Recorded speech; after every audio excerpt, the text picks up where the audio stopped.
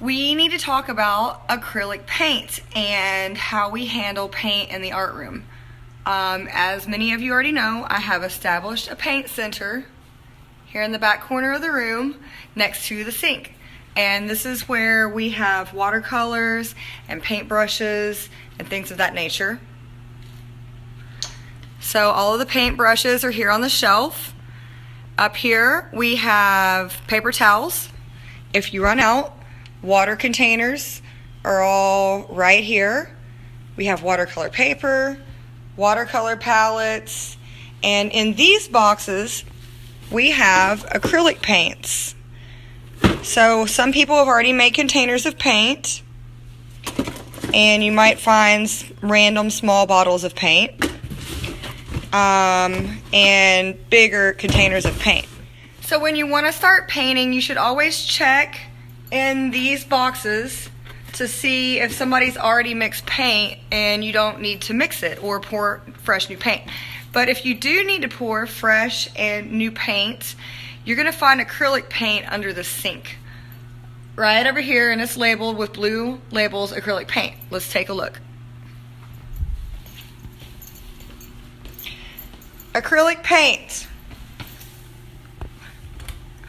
I should have 1 half-gallon jug of each color in here, and if I'm out of a color, then you need to let me know so I can get it for you. And in the back, if we run out of paint cups and lids, you could find those in here as well. If you need to pour a cup of new paint, you're going to find the paint cups and lids up here on top of the paper towel holder. Let's take a look inside and see what we have. These are just small little cups that we can use to put fresh paint, and I have lids. If you can reuse these, that's a really good thing. So this has some dry paint on it, but that's no big deal. We can totally still use this for more paint. We need to try to conserve resources. So paint cups and lids, and again, under the sink we have extra ones in the back and storage. Okay, so we're also going to talk about how to properly set up your workspace if you are working with acrylic paint.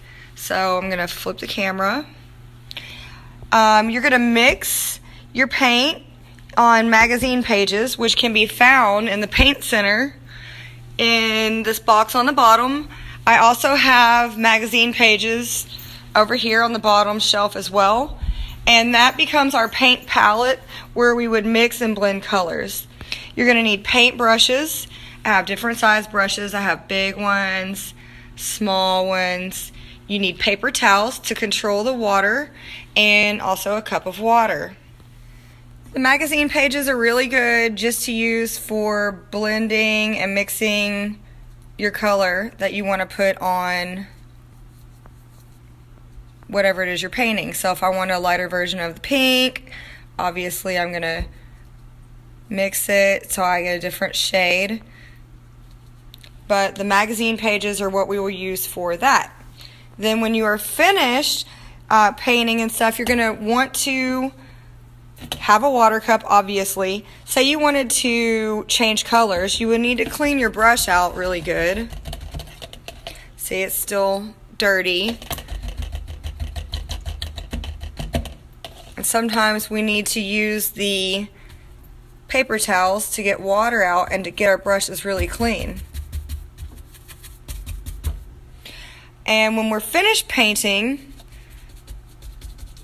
when you are finished painting, a lot of times people just throw their brushes in the water, and then they come over to the sink and they go like this and throw these brushes up here in the container without cleaning them. Just because your paintbrush is sitting in the water doesn't mean that it's clean. So these need to be properly cleaned. You can get the paint off them by tapping them up and down in the cup, but you want to make sure that you get it clean all the way up to where the bristles meet the brush. Also, never just throw your brushes in the sink and leave them. This is not cleaning up the studio properly. So we need to actually clean each brush to get all the paint out of the bristles. Here we have a brush that somebody has destroyed because it got put in glue. and didn't get cleaned. Once we get finished cleaning up the brushes, we need to make sure that we store them with the bristles facing upward. We always want them to face upward. The reason why that is because if we store them downward, they will dry like this from the weight. And then once they dry like that, the brushes are totally ruined and nobody wants to paint with a crooked brush. Also, this is what brushes look like when we don't get the paint out. When we just throw them in the sink or throw them in a container, that is really hard and nobody can paint with that. So do you want to paint with ruined paint brushes? No, you do not. Also, back here I have a color wheel, and this tells you what colors make what. So if you're trying to make orange, you're going to use red and yellow to get orange. If you're trying to make green, you're going to use yellow and blue to get green. Purple, red. So another part of cleanup is also dumping out our containers and putting them back on the shelf. And with the paint palettes, if you're not going to use this again, you can throw it away. These brushes need to also be put away with the bristles facing upward. And we can throw our paper towels in the trash. If you need to clean the table because you have paint on it, there's cleaner in the back of the room that sits on top of the paper towel holders, and you can also find sponges and little scrubby pads on the sink or on the counter. So what if you're working on a wow project and you made a whole bunch of containers of paint and you don't want other people messing them up?